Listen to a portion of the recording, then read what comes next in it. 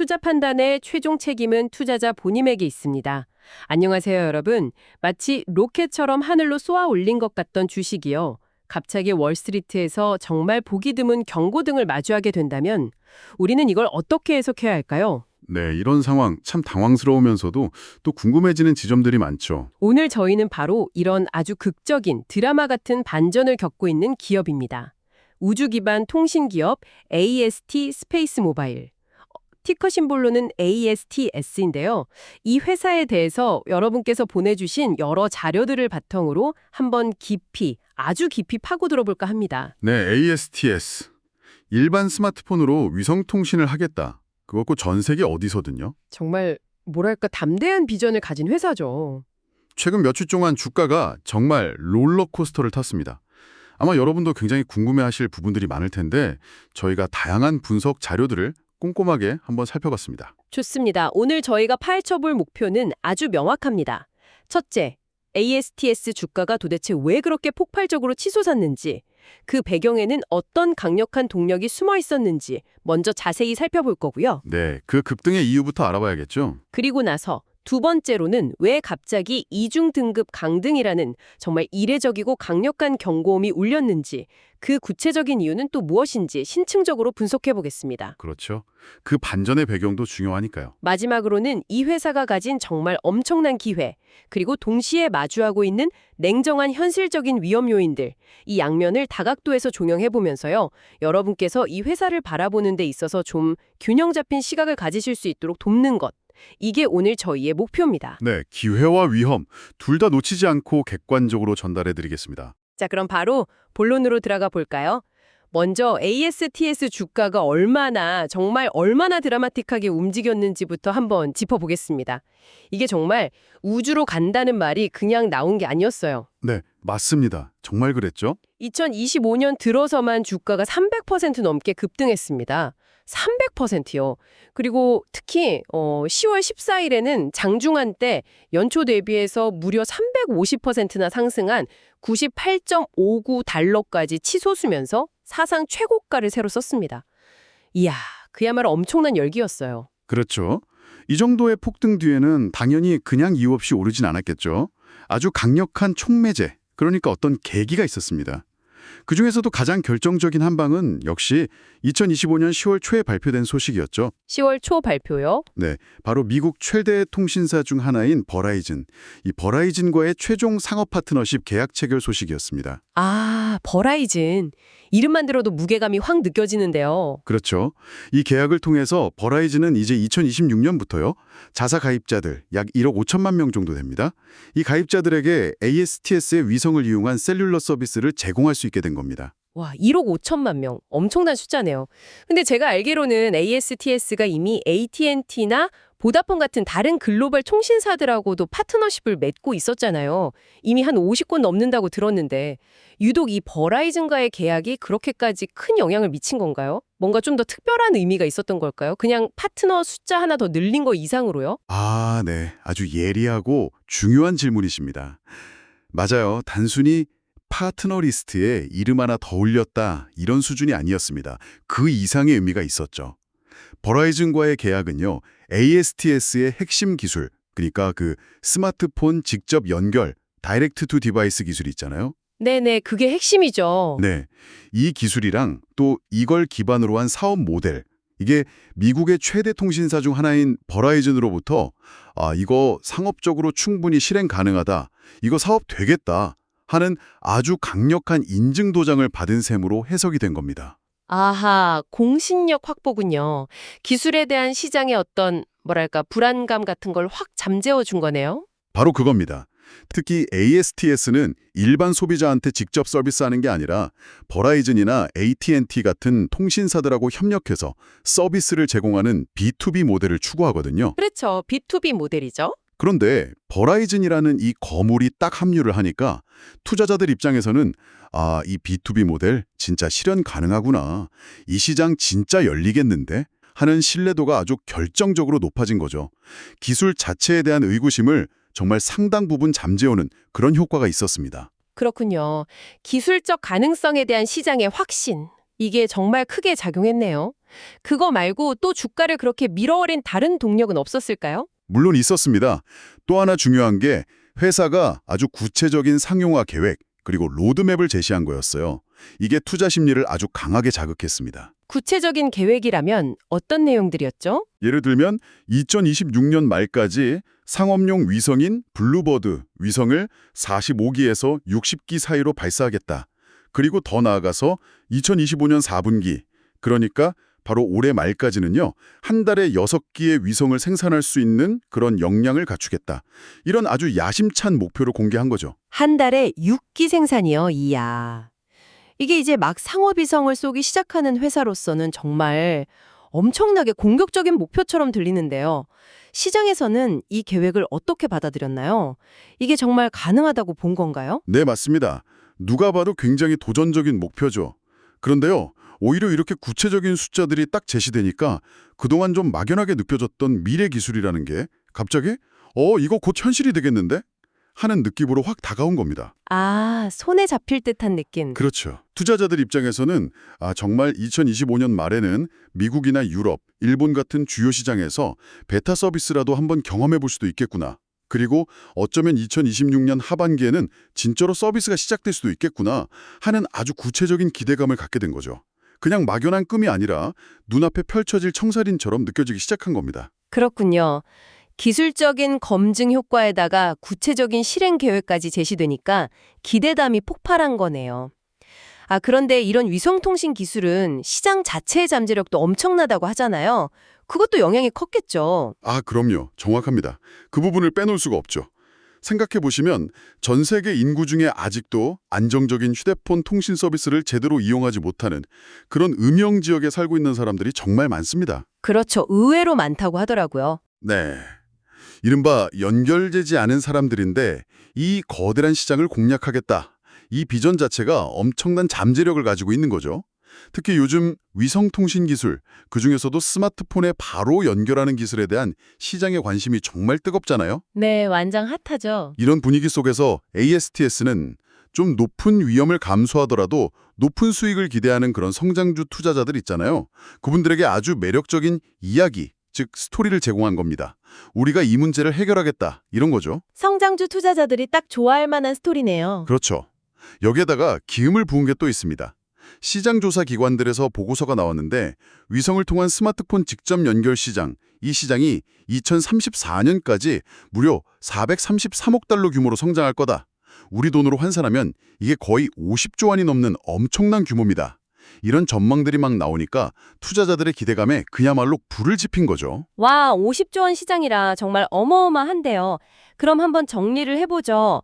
첫째, 버라이즌 계약을 통해서 기술적인 신뢰도, 그리고 B2B 사업 모델의 성공 가능성에 대한 공신력을 확보했다. 네, 그게 가장 컸죠. 둘째, 한 달에 6기 생산, 2026년 말까지 45에서 60기 발사, 이런 아주 구체적인 실행 계획을 제시하면서 미래에 대한 기대감을 현실로 끌어당겼다. 네, 손에 잡히는 청사진을 보여준 거죠. 그리고 셋째, 아직 연결되지 않은 사람들을 위한 거대한 미개척 시장, 그리고 그 엄청난 성장성에 대한 기대감이 맞물렸다. 이 세 가지 요인이 복합적으로 작용하면서 주가가 회사의 현재 재무 상태와는 어떻게 보면 좀 동떨어지게 미래 가치를 아주 강력하게 선반영하면서 폭발적으로 상승했다. 이렇게 정리할 수 있겠네요. 네, 정확하게 요약해 주셨습니다. 그야말로 미래에 대한 기대감이 주가를 견인한 아주 전형적인 사례라고 볼 수 있습니다. 실적보다는 꿈을 먹고 자란 거죠. 네, 꿈을 먹고 자란 주식. 그런데 말이죠. 이렇게 뜨겁게 달아오르던 축제 분위기에 갑자기 찬물을 확 끼얹는 일이 발생합니다. 정말 예상치 못한 순간이었어요. 네, 그야말로 급브레이크가 걸렸죠. 바로 2025년 10월 17일입니다. 글로벌 투자은행이죠. 바클레이즈. 여기서 보고서가 하나 나왔는데 이게 문제였습니다. 바클레이즈 애널리스트 마티오 로빌라드라는 분이 ASTS에 대한 투자 의견을요. 기존에는 비중 확대, 그러니까 사라는 의견이었는데 이걸 중간 단계인 보유, 이걸 건너뛰고요. 그냥 바로 비중 축소로 무려 2단계나 강등시켜버린 겁니다. 이야, 더블 다운그레이드. 월가에서 이런 이중 등급 강등은 사실 상당히 이례적인 조치입니다. 정말 흔치 않아요. 보통 애널리스트가 해당 기업의 전망에 대해서 아주 갑작스럽고 또 매우 심각한 우려를 표명할 때 나타나는 현상이거든요. 그러니까 그냥 좀 지켜봅시다? 이게 아니라 이거 심각한데? 이런 수준이라는 거죠. 네, 그렇죠. 단순히 이제 추격 매수는 좀 자제하고 지켜보자 이 정도의 톤이 아닙니다. 지금이라도 비중을 줄이는 것을 심각하게 고려해야 한다는 아주 강력한 경고 메시지에 가깝다고 할 수 있어요. 투자자들 입장에서는 정말 깜짝 놀랄 만한 소식이었죠. 아니 근데 정말 이상한데요. 불과 며칠 전에 버라이즌 계약이라는 그야말로 초대형 호재가 터졌잖아요. 그런데 이렇게 갑자기 시각을 180도 바꾼 이유가 뭘까요? 혹시 바클레이즈가 그 사이에 ASTS의 기술이나 사업 자체에서 뭔가 저희가 모르는 치명적인 결함이라도 발견한 걸까요? 바로 그 부분이 이 보고서를 더 흥미롭게 만드는 지점입니다. 말씀하신 대로라면 뭔가 기술적인 문제나 사업적인 결함을 지적해야 할 것 같잖아요. 네, 그렇죠. 그래야 말이 되죠. 그런데 놀랍게도 이 로빌라드 애널리스트는요, ASTS의 사업 잠재력 자체를 부정한 게 아니에요. 보고서 본문에서도 ASTS가 유망한 잠재력, promising prospect를 가지고 있다. 그리고 이 스마트폰 직접 연결 서비스 시장이 장기적으로 봤을 때 매우 매력적인 기회가 될 거다. 이 점은 분명히 인정을 했습니다. 잠재력은 인정했다고요. 그럼 도대체 뭐가 문제였던 거죠? 문제는 다른 데 있었습니다. 바로 밸류에이션, 즉 주가 수준이었어요. 그의 주된 논리는 간단했습니다. 이미 주가가 너무 많이 너무 빠르게 올랐다. 다시 말해서 과도한 밸류에이션, 액세스 밸류에이션에 대한 우려, 이게 핵심이었습니다. 그러니까 회사의 미래 성장성이나 기술력은 좋은데 지금 주가는 그 기대를 너무 과도하게, 너무 앞서서 반영하고 있다. 이런 지적이군요. 네, 정확합니다. 너무 비싸다는 거죠, 한마디로. 그럼 구체적으로 어떤 근거들을 제시하면서 너무 비싸다고 이야기했나요? 좀 더 자세히 설명해 주실 수 있을까요? 네, 보고서에서 몇 가지 중요한 우려 상황들을 구체적으로 지적했습니다. 첫 번째는 역시 방금 말씀하신 대로 밸류에이션 부담입니다. 보고서가 나올 당시 ASTS 주가는요, 2025년 예상 매출액의 무려 500배 이상에서 거래되고 있었습니다. 500배요? 예상 매출의 500배? 와, 보통 제조업 같은 경우는 1배, 2배, 기술주도 수십 배 정도인데 500배라니. 그렇죠. 아직 실질적인 매출은 거의 없는 상태잖아요. 그런데 미래의 성공 가능성 하나만 보고 주가가 이렇게까지 치솟았다는 것은 앞으로 혹시라도 작은 악재가 나오거나 아니면 기대에 못 미치는 실망스러운 소식이 조금이라도 들리면 주가가 매우 큰 폭으로 하락할 수 있는 위험을 안고 있다는 의미입니다. 미래에 대한 기대감이 이미 주가에 너무 지나치게 과하게 녹아있다는 거죠. 작은 실망에도 크게 무너질 수 있는 약간 살얼음판 같은 상태였다는 거네요. 네, 그렇게 볼 수 있죠. 두 번째 우려사항은 실행 리스크, 엑시큐션 리스크였습니다. 이게 또 굉장히 중요한데요. 실행 리스크요. 계획을 실제로 실행하는 데 따르는 위험 이런 건가요? 맞습니다. ASTS가 지금까지 성공적으로 궤도에 올리고 운영하고 있는 위성은 그 테스트 위성인 블루워커 3를 포함해서 사실 단 5기에 불과합니다. 네, 아직 숫자가 많지는 않죠. 그런데 앞으로 발사해야 할 상업용 블루버드 위성은 이 테스트 위성보다 훨씬 크고 훨씬 더 복잡합니다. 아직 이 새로운 위성들이 실제 우주 환경에서 장기간 동안 성능이나 안정성이 제대로 검증되지 않았다는 점을 지적한 겁니다. 테스트 성공과 실제 상용 운영은 또 다른 문제다. 이 얘기군요. 그렇죠.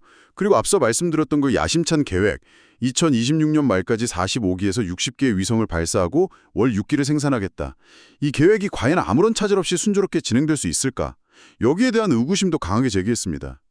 예를 들어 기술적인 문제가 발생할 수도 있고 생산 과정에서 지연이 생길 수도 있고 심지어 발사 자체가 실패할 수도 있잖아요. 그렇죠. 우주 사업이라는 게 워낙 변수가 많으니까요. 네. 이런 예상치 못한 변수가 발생할 경우 전체 계획이 틀어질 수 있다는 아주 현실적인 위험을 강조한 것입니다. 계획이 아무리 그럴듯하고 좋아 보여도 실제로 실행하는 과정에서 문제가 생기면 다 소용없게 되니까요. 그 실행 능력이 아직 검증되지 않았다는 점을 꼬집은 거죠. 듣고 보니 상당히 합리적인 지적 같네요. 또 다른 우려사항은 없었나요? 네. 마지막으로 한 가지 더 있었습니다. 이건 약간 기술적인 부분일 수 있는데 기업 가치를 평가하는 방식에 대한 관점 변화도 언급했습니다. 기업 가치 평가 방식이요? 네. 로빌라드 애널리스트는 ASTS가 아직 상업 운영 초기 단계이고 사업의 불확실성이 매우 높다. 따라서 이 회사의 내재 가치를 평가할 때 적용하는 할인율, 이걸 전문용어로 가중평균 자본 비용, WACC, Weighted Average Cost of Capital이라고 하는데요. 이 WACC를 더 높게 적용해야 한다고 주장했습니다. WACC를 높게 적용한다. 그게 어떤 의미죠? 좀 쉽게 설명해 주실 수 있나요? 쉽게 말해서 WACC는 미래에 벌어들일 것으로 예상되는 돈의 가치를 현대 시점의 가치로 환산할 때 얼마나 할인해서 볼 것이냐를 결정하는 비율 같은 겁니다. 근데 이 할인율, WACC가 높아진다는 것은 미래에 똑같이 100억을 벌 것으로 예상되더라도 현재 시점에서 그 가치를 계산할 때는 더 큰 폭으로 할인을 해서 예를 들어 50억이나 40억으로 더 낮게 평가한다는 의미입니다. 불확실성이 높으니까 더 짜게 평가하는 거죠. 아하, 미래 수익에 대한 기대치를 좀 더 보수적으로 낮춰서 봐야 한다, 이런 거군요? 네, 맞습니다.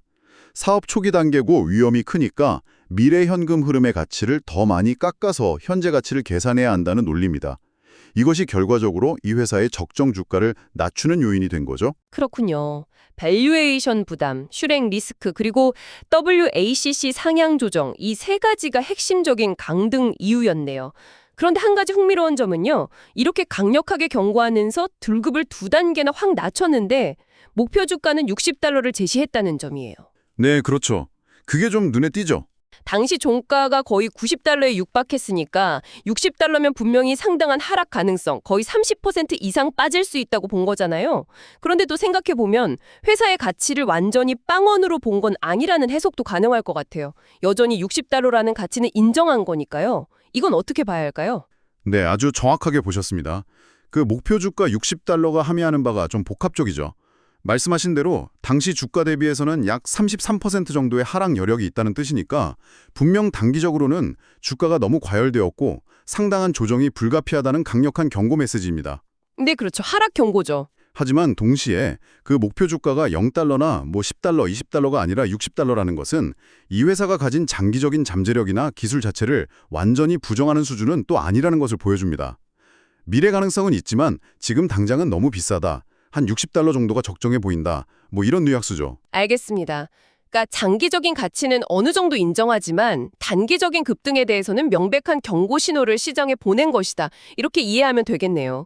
시장 참여자들한테 자, 이제 너무 뜨거웠던 기대감에서 한 발짝 좀 물러나서 이 회사가 진짜로 계획을 실행할 능력이 있는지, 재무 상태는 괜찮은지 이런 현실적인 부분들을 좀 냉정하게 점검해야 할 때입니다. 이런 메시지를 던진 거라고 볼 수 있겠군요. 네, 맞습니다. 정확히 그런 맥락으로 해석하는 것이 타당해 보입니다. 일종의 현실 자각 타임을 요구한 거죠. 그렇군요. 정말 드라마틱합니다. 폭발적인 상승 뒤에 찾아온 이례적인 이중 강등. 결국 현재 ASTS는 세상을 바꿀 수도 있는 혁신적인 잠재력과 그것을 현실로 만들기 위해 넘어야 할 수많은 현실적인 제약들, 이 두 가지 거대한 힘이 아주 팽팽하게 맞서고 있는 그런 형국이라고 볼 수 있겠네요. 네, 딱 그런 상황인 것 같습니다. 잠재력과 현실 사이의 긴장감이 아주 높은 상태죠. 그렇다면 이 상황을 저희가 좀 더 깊이 있게 다양한 각도에서 한번 분석해 볼 필요가 있겠습니다. 단순히 주가 등락이나 애널리스트 보고서만 볼 게 아니라 좀 더 본질적인 부분들을 들여다봐야 할 것 같아요. 맞습니다. ASTS의 현재 상황과 미래를 제대로 이해하려면 여러 차원에서 입체적인 분석이 필수적입니다. 먼저 가장 현실적인 문제죠. 재무적인 관점에서 한번 살펴보겠습니다. 네, 돈 문제가 중요하죠. ASTS는 앞서 말씀드렸듯이 아직 본격적인 매출이 발생하기 전인 이른바 프리레베뉴 단계의 기업입니다. 당연히 돈을 벌기보다는 쓰는 돈이 훨씬 많을 수밖에 없죠. 특히 위성 연구 개발하고 만들고 또 발사하는데 정말 막대한 자금이 투입되고 있습니다. 그렇죠. 위성 하나 쏘는 데만 해도 엄청난 비용이 들 텐데요. 네. 실제로 숫자를 보면요. 2025년 2분기의 자본 지출, 그러니까 미래 성장을 위해서 투자한 비용이 3억 2,280만 달러에 달했습니다. 이게 우리 돈으로 하면 거의 4천억 원에 가까운 돈이죠. 2분기 석 달 동안 4천억 원이요. 와. 네. 근데 이게 불과 한 분기 전, 그러니까 1분기의 자본 지출이 1억 2,410만 달러였거든요. 그거랑 비교하면 거의 3배 가까이 급증한 수치입니다. 그만큼 지금 돈을 아주 많이 쓰고 있다는 의미죠. 위성 생산과 발사 준비에 박차를 가하고 있다는 뜻이기도 하고요. 현금 소진 속도가 정말 상당하군요. 회사 측에서는 자금 조달 계획에는 문제가 없다고 이야기하나요? 혹시라도 계획에 차질이 생기거나 비용이 예상보다 더 늘어나게 되면 추가로 자금을 조달해야 할 텐데 그 과정에서 기존 주주들이 좀 불리해질 가능성은 없을까요? 예를 들면 주식 수가 늘어난다거나? 네, 아주 중요한 지적입니다. 일단 회사 측에서는 공식적으로는요, 현재 보유하고 있는 현금, 그리고 이미 확보된 자금 조달 약정 등을 통해서 2020년까지 계획된 위성 배치 계획을 이행하는 데는 충분한 자금을 가지고 있다. 이렇게 밝히고 있습니다. 아, 일단은 괜찮다. 네, 표면적으로는요. 하지만 앞서 바클레이즈 보고서에서도 지적했던 그 실행 리스크가 만약 현실화된다면, 예를 들어서 위성 생산이나 발사가 예상보다 지연되거나 혹은 비용이 예상했던 것보다 훨씬 더 많이 들게 된다면 이야기가 달라질 수 있습니다. 그렇죠. 계획대로 안 될 경우? 이 경우에는 추가적인 자금 조달이 불가피해질 수밖에 없겠죠. 그런데 만약 그 자금 조달 방식이 새로운 주식을 발행해서 자금을 모으는 방식, 즉 유상증자 같은 형태가 된다면 당연히 기존 주주들의 주식 가치가 희석될 위험, 다일루션 리스크가 분명히 존재합니다. 이건 투자자 입장에서 반드시 고려해야 할 위험 요인이죠. 그렇군요. 자금 문제는 정말 계속해서 지켜봐야 할 부분이네요. 그럼 이번에는 기술 및 운영 관점에서 한번 볼까요? 사실 ASTS의 가장 강력한 무기는 역시 그 기술 자체라고 할 수 있을 텐데요. 물론입니다. 그 기술이 없었다면 애초에 이런 기대감 자체가 생기지 않았겠죠. ASTS 기술의 핵심, 다시 한번 강조하지만 별도의 무슨 특수 장비나 안테나 이런 거 전혀 필요 없이요. 여러분이 지금 주머니에 가지고 계신 그 평범한 스마트폰, 그걸로 직접 위성 신호를 주고받을 수 있다는 점입니다. 네, 그게 정말 혁신적인 부분이죠. 그렇죠. 이게 예를 들어 스페이스X의 스타링크 같은 경쟁사들이 아직 완전하게 상용화하지 못한 ASTS에만의 아주 강력한 기술적인 차별점이라고 할 수 있습니다. 이미 테스트 위성을 통해서 기술 시연에는 성공했고요. 하지만 아까도 잠깐 얘기했지만 기술 시연에 성공했다는 것과 이걸 안정적으로 수백만 수천만 명에게 서비스하는 대규모 운영은 전혀 다른 문제일 텐데요. 이 실행 단계에서의 위험, 이걸 좀 더 구체적으로 설명해 주신다면 어떤 것들이 있을까요? 네, 바로 그 지점이 ASTS가 넘어야 할 가장 큰 허들 중 하나입니다. 실험실 수준에서 기술을 증명하는 것, 혹은 소규모 테스트에 성공하는 것과요. 이걸 수백만 명, 어쩌면 나중에는 수억 명의 가입자들에게 끊김없이 안정적으로 서비스를 제공하는 대규모 상업 운영으로 확장하는 것. 이건 정말 완전히 다른 차원의 도전입니다. 난이도가 비교가 안 되겠네요. 그렇죠. 앞서 언급됐던 월 6기의 위성을 안정적으로 생산해내는 능력, 이것부터가 쉬운 일이 아니고요. 또 아주 복잡하고 정밀한 발사 스케줄을 아무런 차질 없이 이행하는 것. 그리고 더 나아가서 우주 공간에 떠 있는 수십 개의 위성들로 구성된 네트워크. 이걸 위성군이라고 부르는데요. 이 위성군을 24시간 365일 안정적으로 관리하고 운영하는 능력, 이 모든 것들이 ASTS가 앞으로 실제로 보여주고 증명해야만 하는 과제들입니다. 와, 듣기만 해도 정말 어려워 보이는데요. 네, 이 과정에서 예상치 못한 기술적인 난관에 부딪힐 수도 있고요. 부품 수급에 문제가 생길 수도 있고 운영상의 자잘한 시행착오들이 계속 발생할 가능성은 항상 열려 있습니다. 이런 것들을 얼마나 잘 관리하고 극복하느냐가 성공의 관건이 되겠죠. 알겠습니다. 그럼 이제 시장 및 경쟁 환경 측면에서는 어떤지 한번 볼까요? 앞서 버라이즌, AT&T 같은 거대 통신사들과의 파트너십이 강력한 힘이라고 하셨는데 이건 분명 긍정적인 요인이겠죠? 네, 그건 ASTS에게 정말 엄청난 기회 요인입니다. 버라이즌, AT&T, 보다폰, 라쿠텐 등등 전 세계 주요 통신사들과 이미 파트너십을 맺었다는 것은요. 이들 통신사가 이미 확보하고 있는 수억 명의 가입자 기반에 ASTS가 바로 접근할 수 있는 통로를 확보했다는 의미니까요. 그렇죠. 고객 기반을 그냥 확보한 셈이네요. 네. 이건 후발주자들이 쉽게 넘보기 어려운 아주 강력한 경쟁 우위이자 일종의 진입장벽으로 작용할 수 있습니다. 특히 ASTS의 사업 모델이 통신사 망을 활용하는 B2B 모델이기 때문에 직접 최종 소비자를 일일이 유치해야 하는 그런 마케팅 부담이 적다는 장점도 있죠. 파트너들만 잘 관리하면 되는 거니까요. 확실히 유리한 고지를 선점한 것처럼 보이긴 하네요. 하지만 경쟁사들의 움직임도 만만치 않아 보입니다. 특히 일론 머스크의 스페이스X 같은 아주 강력한 경쟁자들이 있는데 이들과의 경쟁은 앞으로 어떻게 전망하시나요? 네, 경쟁 환경은 결코 녹록지 않습니다. 방금 말씀하신 일론 머스크가 이끄는 스페이스X의 스타링크, 여기가 이미 T-모바일과 협력해서 ASTS와 유사한 직접 연결 서비스를 준비하고 있고요. 아시다시피 막대한 자금력과 이미 검증된 로켓 발사 능력, 기술력을 보유하고 있습니다. 그렇죠. 스타링크는 이미 위성 인터넷 서비스도 하고 있고요. 네, 그리고 또 아마존의 카이퍼 프로젝트 역시 저궤도 위성 인터넷 시장에 아주 강력한 잠재적 경쟁자입니다. 이런 막대한 자본과 기술력을 갖춘 거대 기업들이 본격적으로 이 시장에 뛰어들게 되면 ASTS가 현재 누리고 있는 기술적인 우위나 시장 선점 효과가 시간이 지나면서 희석될 가능성이 있습니다. 경쟁이 치열해지면 결국 가격 경쟁이나 뭐 이런 쪽으로 갈 수도 있겠네요. 그렇죠. 결국 장기적으로는 누가 더 안정적인 서비스를 제공하느냐, 누가 더 넓은 지역을 커버하느냐, 그리고 누가 더 합리적인 가격을 제시하느냐의 싸움이 될 가능성이 높습니다. 단순히 기술력뿐만이 아니라 자본력, 마케팅 능력, 규제 대응 능력까지 모든 것을 겨루는 그야말로 전면전이 예상됩니다. ASTS가 이 경쟁에서 살아남으려면 정말 많은 노력이 필요할 겁니다. 아, 정말 쉽지 않은 싸움이 되겠네요. 자, 그럼 마지막으로 투자 심리적인 관점을 한번 짚어보죠. 사실 그동안 ASTS 주가는 회사의 현재 실적보다는 전 세계를 연결한다는 그 원대한 비전, 그 꿈에 의해서 크게 움직여 왔다고 해도 과언이 아닐 것 같습니다. 네, 정확히 보셨습니다. ASTS는 아주 거대하고 매력적인 스토리를 가진 소위 말하는 스토리 주식의 성격이 매우 강했습니다. 투자자들은 당장의 실적보다는 미래의 가능성에 베팅을 한 거죠.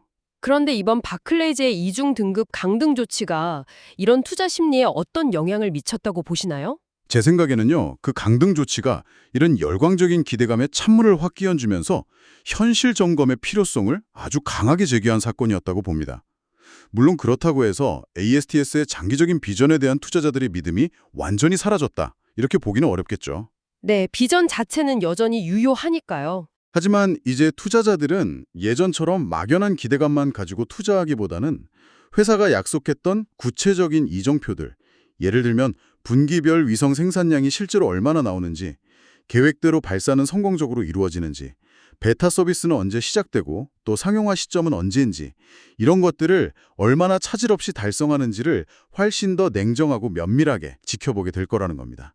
기대치가 현실적인 검증 단계로 넘어간 거죠. 결국 앞으로 주가는 회사가 실제로 약속을 얼마나 잘 지키는지 그 이행 능력에 따라서 훨씬 더 민감하게 반응할 것이다. 이런 말씀이시군요. 예전에는 꿈만 보고 갔다면 이제는 결과를 보여줘야 하는 단계, 약간 쇼미더머니 단계에 접어들었다, 이렇게 볼 수도 있겠네요. 네, 아주 적절한 표현이십니다. 이제는 정말 꿈을 숫자로 증명해야 하는 단계에 들어섰다고 봅니다. 앞으로 발표될 분기별 위성 생산 및 발사 결과, 실제 서비스 품질 데이터, 그리고 궁극적으로는 서비스를 통해 발생하는 실제 매출과 수익성, 이런 것들이 주가의 형방을 결정짓는 가장 중요한 변수가 될 것입니다. 투자자들의 시선도 이제 화려한 비전 발표보다는 실제 운영 성과 데이터로 옮겨갈 가능성이 매우 높습니다. 네, 오늘 저희가 함께 쭉 살펴본 이 AST 스페이스 모바일의 여정은요, 혁신 기업이 필연적으로 마주하게 되는 빛과 그림자를 아주 극명하게 보여주는 사례인 것 같습니다. 세상을 바꿀 수 있다는 엄청난 잠재력으로 하늘 높이 치솟았다가도 막상 그것을 현실로 만들어 나가는 과정에서의 어려움, 또 여러 가지 현실적인 제약이라는 벽 앞에서 잠시 숨고르기를 하는 그런 모습이죠. 네, 그렇죠.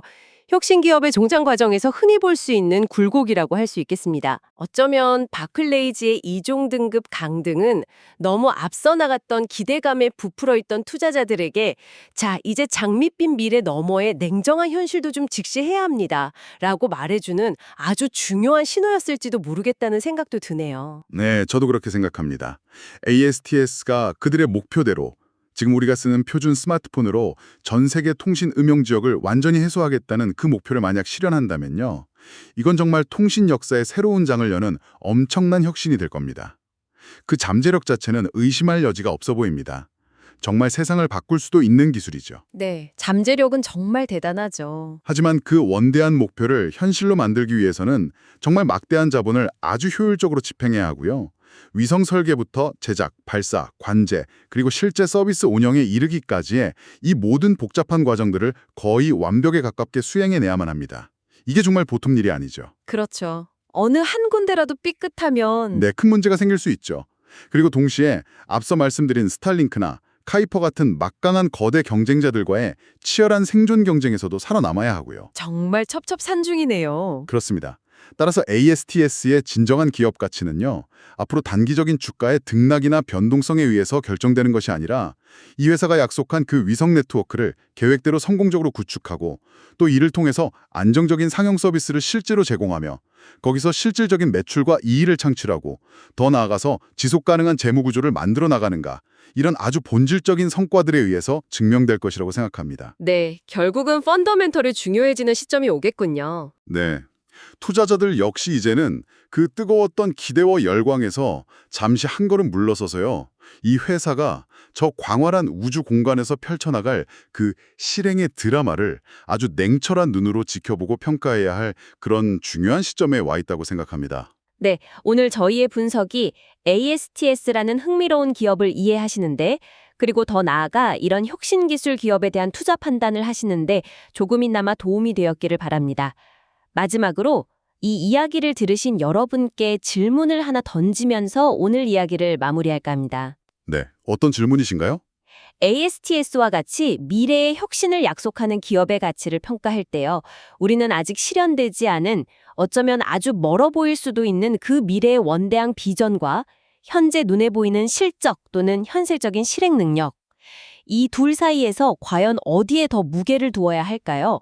특히 이렇게 눈부신 기술 혁신의 약속이면에 필연적으로 따라오는 그 실행의 어려움과 수많은 위험 요소들을 우리는 어떻게 냉정하게 평가하고 또 우리의 투자 결정에 반영해야 할지, 각자의 투자 철학에 비추어서 한번 깊이 고민해 볼 만한 질문이 아닌가 싶습니다. 항상 여러분의 성공 투자를 기원합니다. 내용이 좋으셨다면 구독, 좋아요 부탁합니다.